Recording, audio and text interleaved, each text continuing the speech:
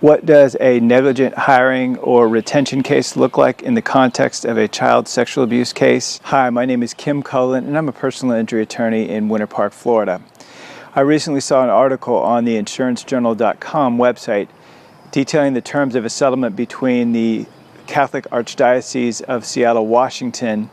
and 8 women who were the victims of sexual abuse by a Catholic priest back in the 1960s and 70s. These 8 women settled their claim for $9 million, and part of the reason for the sizable amount of the settlement was because of the overwhelming evidence against the Archdiocese in terms of its protection of the offending priest. Apparently, before the priest was placed in contact with these 8 girls, there had been a bunch of complaints made by other members of the Archdiocese and other staff and other clergy,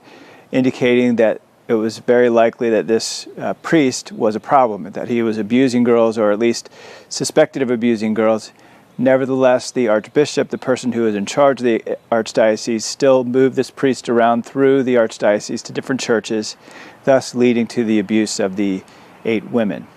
So this is sort of a classic case of a negligent hiring or negligent supervision, a negligent retention situation, where you have an employee, in this case a priest, who you have every reason to know is abusing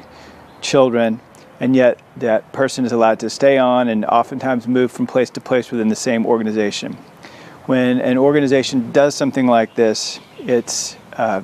terrible, and it leads to the kind of result